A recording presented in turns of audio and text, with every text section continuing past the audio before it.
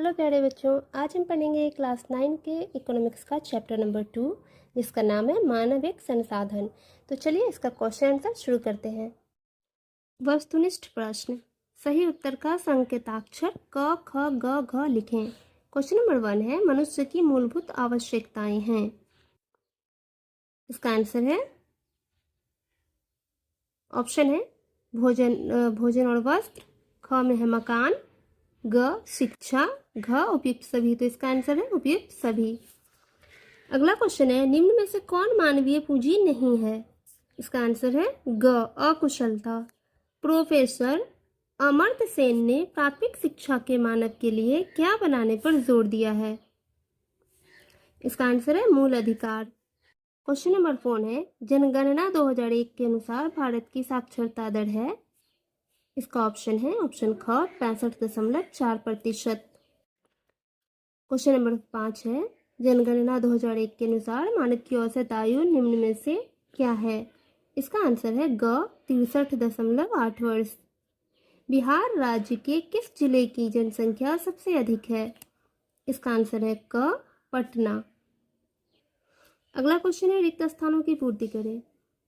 तो पहला है मानव पूंजी निर्माण से सकल घरेलू उत्पाद जीडीपी में डैश में बढ़ाएगा वृद्धि होता है। क्वेश्चन नंबर 2 में है डैश, इस डैश में हम लिखेंगे मानव संसाधन उत्पादन का सक्रिय साधन है।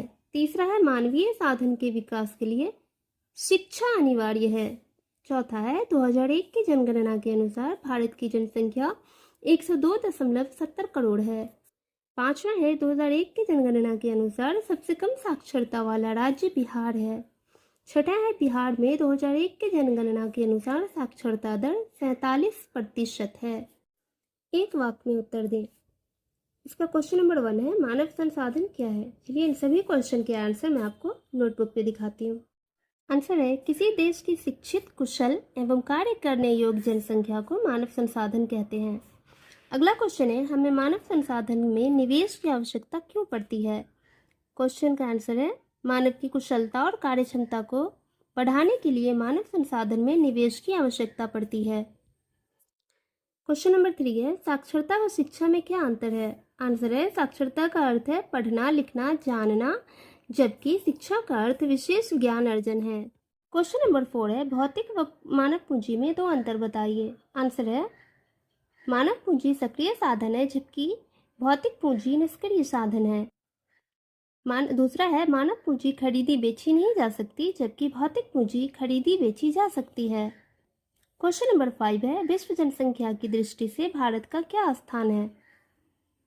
इसका आंसर है भारत का दूसरा स्थान है। क्वेश्चन नंबर 6 है जन्म दर क्या है। आंसर है एक वर्ष में प्रति 1000 जनसंख्या पर जन्म लेने वाले बच्चों की संख्या को जन्म दर कहते हैं।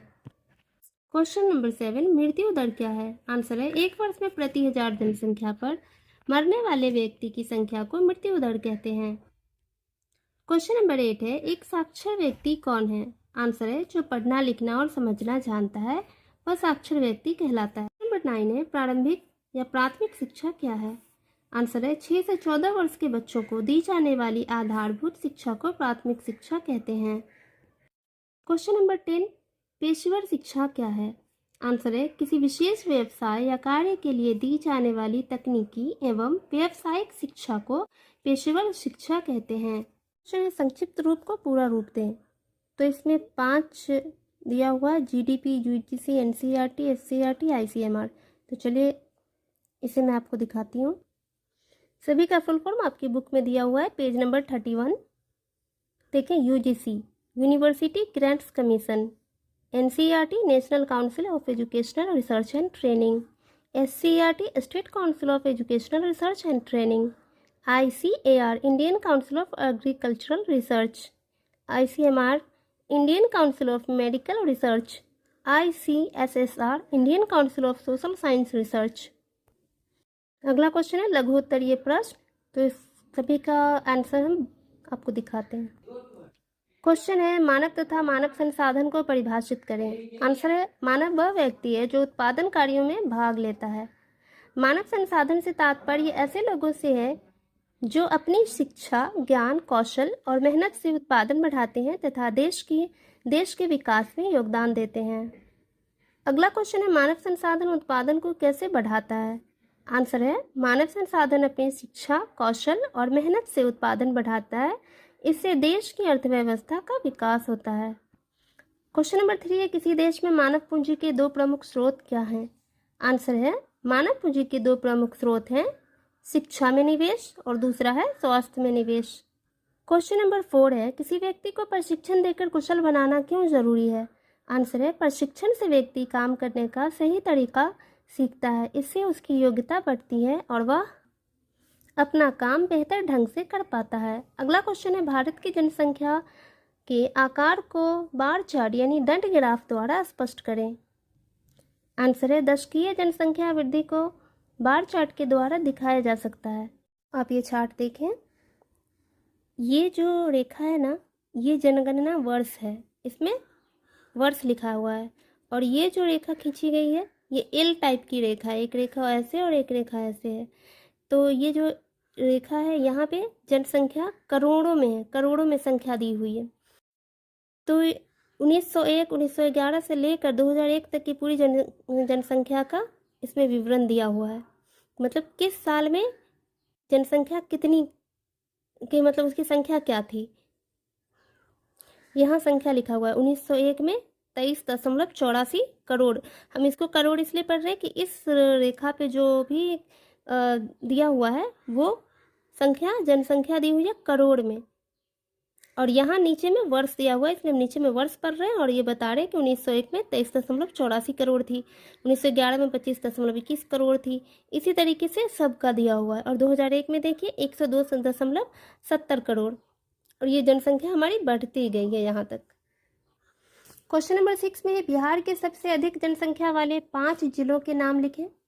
आंसर है, बिहार की सबसे अधिक जनसंख्या वाले 5 जिले हैं पटना, पूर्वी चंपारण, मुजफ्फरपुर, मधुबनी, गया। अगला क्वेश्चन है, बिहार के सबसे कम जनसंख्या वाले 5 जिलों के नाम लिखें। बिहार के सबसे कम जनसंख्या वाले 5 जिले हैं शिवहर, शेखपुरा, लखीसराय, मुंगेर, खगड़िया। प्यारे बच्चों, इसमें सिर्फ जगह का नाम पूछ रहा है, इसलिए मैंने सिर्फ जगह का नाम लिखा है। कहाँ की जनसंख्या कितनी है वो मैंने नहीं लिखा है। अगला क्वेश्चन है, क्वेश्चन नंबर 8, बिहार देश का सबसे कम साक्षर राज्य है, इसके 2 कारण लिखें। तो इसका पहला कारण है, अन्य राज्यों की तुलना में बिहार में प्राथमिक नामांकन की दर कम है। और दूसरा है, बहुत से बच्चे प्राथमिक विद्यालय में नामांकन के बाद बीच में ही पढ़ाई छोड़ देते हैं।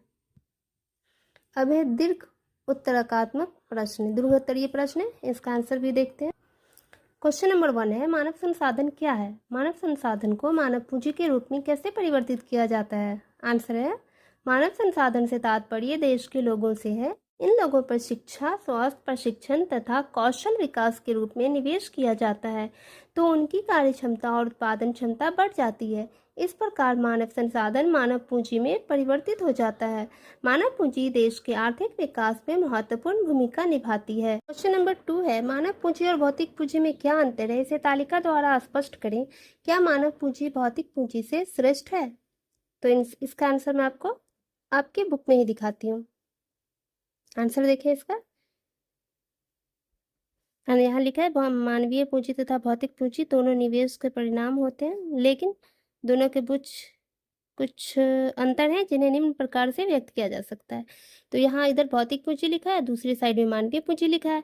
इसका अंतर देखें, भौतिक पूंजी उत्पादन का निष्क्रिय साधन है और मानवीय पूंजी उत्पादन का सक्रिय साधन है। भौतिक पूंजी मूर्त होती है जिसे बाजार में ले जाया जा सकता है, मानवीय पूंजी अमूर्त होती है जिसे बाजार में बेचा नहीं जा सकता।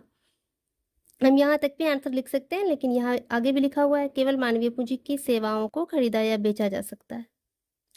भौतिक पूंजी को इसके स्वामी से अलग किया जा सकता है, मानवीय पूंजी को इसके स्वामी से अलग नहीं किया जा सकता है। भौतिक पूंजी देश के अंदर पूर्णतः गतिशील है, मानवीय पूंजी पूर्णतः गतिशील नहीं है। भौतिक पूंजी में समय के साथ लगातार प्रयोग होने के कारण इसमें ह्रास होता है, मानवीय पूंजी में उम्र बढ़ने के साथ इसमें ह्रास हो सकता है, लेकिन शिक्षा तथा स्वास्थ्य में लगातार निवेश से इसकी क्षति पूर्ति की जा सकती है। भौतिक पूंजी से इसके स्वामी को निजी लाभ होता है। मानवीय पूंजी से इसके स्वामी को निजी लाभ भी होता है तथा साथ ही समाज को सामाजिक लाभ भी होता है। क्वेश्चन नंबर 3 है, भारत में मानवीय पूंजी निर्माण के विकास का परिचय दें। इसका आंसर है, भारत के विकास का मुख्य उद्देश्य लोगों के जीवन स्तर को बेहतर बनाना और मानवीय पूंजी का विकास करना है। इसके लिए सरकार शिक्षा, स्वास्थ्य और रोजगार के क्षेत्र में अनेक योजनाएं चलाती हैं। इसके परिणाम स्वरूप लोगों की औसत आयु में वृद्धि हुई है और साक्षरता दर बढ़ी है। जन्म दर और मृत्यु दर में कमी आई है। साथ ही प्रति व्यक्ति आय में भी वृद्धि हुई है। इन परिवर्तनों से लोगों का जीवन स्तर पहले से बेहतर हुआ है। ये सभी आंकड़े बताते हैं कि भारत में लगातार प्रगति हुई है। इसलिए कहा जा सकता है कि मानवीय पूंजी का विकास देश के आर्थिक और सामाजिक विकास के लिए अत्यंत आवश्यक है।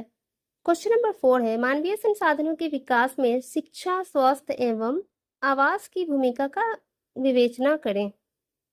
आंसर है, मानवीय संसाधनों के विकास में शिक्षा, स्वास्थ्य एवं आवास की महत्वपूर्ण भूमिका होती है। शिक्षा से व्यक्ति ज्ञान, कौशल और अच्छी सोच प्राप्त करता है। इससे उसकी कार्य करने की क्षमता बढ़ती है और उसे रोजगार के बेहतर अवसर मिलते हैं। स्वास्थ्य अच्छा होने पर व्यक्ति अधिक मेहनत, कुशलता और लगन से कार्य कर सकता है। इसलिए स्वास्थ्य पर किया गया खर्च मानव पूंजी में निवेश माना जाता है। आवास भी मानव विकास के लिए आवश्यक है। अच्छा और सुरक्षित घर मिलने से व्यक्ति स्वस्थ रहता है तथा पढ़ाई और काम पर अच्छी तरह ध्यान दे पाता है। इन तीनों के विकास से मानव संसाधन मजबूत बनते हैं, जिससे देश की आर्थिक और सामाजिक प्रगति होती है। क्वेश्चन नंबर 5 है, भारत की राष्ट्रीय जनसंख्या नीति पर संक्षिप्त टिप्पणी लिखें। आंसर है, भारत सरकार ने वर्ष 2000 में राष्ट्रीय जनसंख्या नीति लागू की। इसका मुख्य उद्देश्य जनसंख्या वृद्धि को नियंत्रित करना तथा देश का सतत विकास करना है। इसके उद्देश्य निम्नलिखित हैं। पहला है तत्कालीन उद्देश्य, जनसंख्या नियंत्रण के लिए सभी लोगों को गर्भ निरोधक साधन, स्वास्थ्य सेवाएं तथा आवश्यक दवाइयां उपलब्ध कराना। दूसरा है मध्यकालीन उद्देश्य, वर्ष 2010 तक कुल प्रजनन दर को प्रतिस्थापन स्तर तक लाना। तीसरा है दीर्घकालीन उद्देश्य, वर्ष 2045 तक देश की जनसंख्या को स्थिर करना ताकि आर्थिक विकास, सामाजिक प्रगति और पर्यावरण के बीच संतुलन बना रहे। इस प्रकार राष्ट्रीय जनसंख्या नीति लोगों के जीवन स्तर में सुधार तथा देश के आर्थिक और सामाजिक विकास में महत्वपूर्ण भूमिका निभाती है।